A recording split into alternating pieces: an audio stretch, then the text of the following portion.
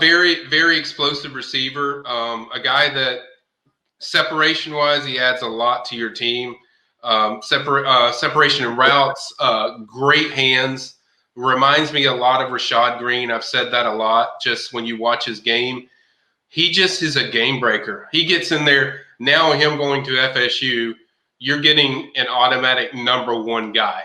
Like he's going to come in there as a freshman, and he's going to play a lot. He's going to go in there and make a significant impact.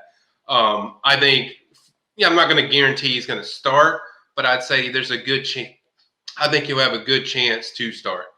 I think he's a guy that the best thing I like about him is what he does after the catch. I think his hands are phenomenal, but I also just love the way the separation he gets in routes. Man, we can't say that enough. What he does after the catch, when either before he catches it or after he catches it when the ball's in his hand. I mean, the things he does with the ball is just elite. He's an elite playmaker, and it's certainly big news for FSU. All right, I'm trying to pull up some accompanying video to illustrate just how dynamic this young man is. Hit that like button, everybody. You just got yourself a playmaker because that's what Mike Norvell also said as well. So deceptive speed, I think, is what you've also classified. Yes. He looks like he's not going that fast, but he is. Trust me, guys. He's got the wheels. He's got very good pull away speed, similar to Rashad Green. If you watch Rashad when he was in high school or even at FSU, he didn't look like he was going that fast, but it's like he was always pulling away from guys.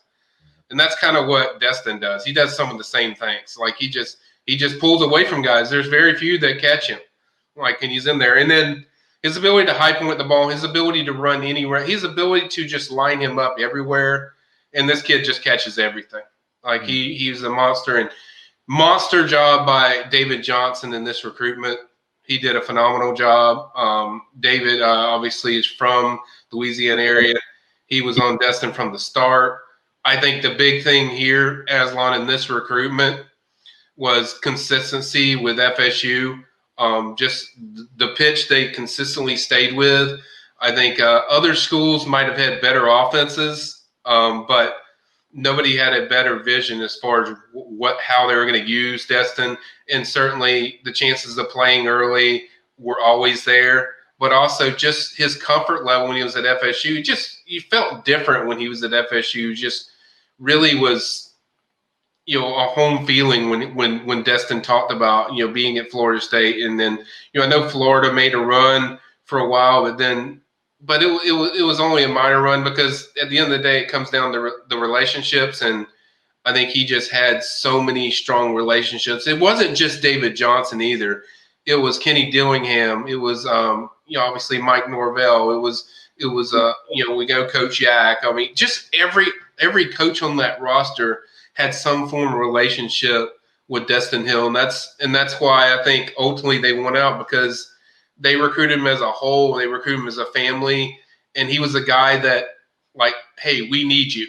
They're basically like, other schools can want you, but we need you. We feel like we get you in our program, you're gonna make a dramatic effect on this team.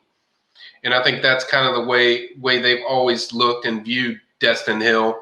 I think other schools have kind of pushed for him, but I don't think anybody's pushed harder than FSU. I'll tell you what, not to spoil Wake Up Warchant probably in the coming days and weeks, but I know one thing that Corey's always sort of his gripe has been about watching this offense the last few years is that not a lot of these wide receivers over the last few years have taken a 10-yard throw and turned it into a 25, 26-yard gain. And seeing a little bit of that from that clip of him. Basically, this is a guy that he gets you yak, man. He gets you yards after the catch, yards after contact, and that's how you make plays, man. You can't draw everything up. You can't scheme up every single yard. That's something that Jimbo said, something that Corey likes to talk about a lot, and that seems to be what this guy can kind of bring to the table in Florida State right now. Yeah, and I think that's what they need. They need a number one receiver, right? Wide receiver one. I mean, that's what they need. Obviously, you have Andrew Parchment coming in. That's going to help you immediately. And then you certainly have a Malik Claim who's already there, and I think Joshua Brill who's already there. Malik Claim, Parchment, and Hill, we know we think these guys are going to battle for, being the wide receiver one in this offense. And that's what they really need. They need guys that can change the field, get upfield, get 25-yard plus catches. Can you line them up anywhere? Destyn, you can line him up anywhere. You can line him in slot. You can line him wide out. That's kind of what they're looking for is just different makers. They need number one receivers, wide receiver one, as they call it. That's what they're looking for from this group. And I think they got a very strong group now when you talk about 4 really good receivers that are going to drastically, I think, change this program as far as what the offense is going to be. Michael, Matthew over on Facebook. Okay, how long has he actually been committed? Is this somebody you think that gave a pledge, earlier on in the cycle to the staff possibly? Yeah, I mean, I put up a post. I think he's been, or I wouldn't say committed. I would say he's indicated to FSU probably since November. I would say late November. That would be my guess. And then I know he's been telling commits that he's already going there. Like he's ready to change the program. And I know people got nervous when he didn't sign early, but I think that just came down to what we saw today. All his buddies doing their announcement for their school. And I think that was very important to him to do things with his teammates and also be focused on the state championship. I know people think there's ulterior motives and it's about, Alabama's going to come in there later, LSU's going to come in there later, Florida's going to come in there late. But it never had to do with that. It just had to do with he wanted to do it with his teammates, and then he wanted to focus on the state finals. But he's indicated to the staff for a while that he's coming. He took 2 or 3 visits to FSU.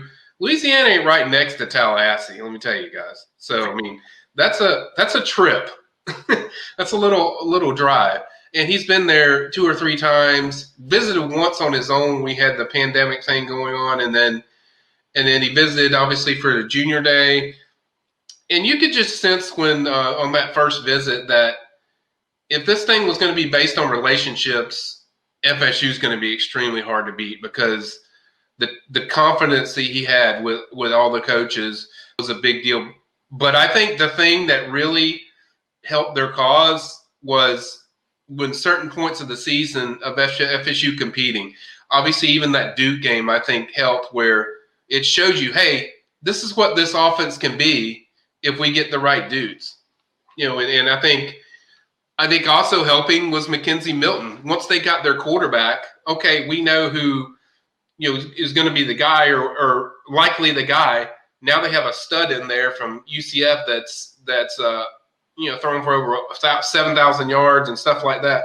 Now I know who their guy's going to be. And then I like the nucleus of what they have as far as the young guys with Chubba Purdy and those guys and, Jordan Travis and Tate Rodemaker. So I think seeing all that and putting it all together, I think it just FSU it was complete.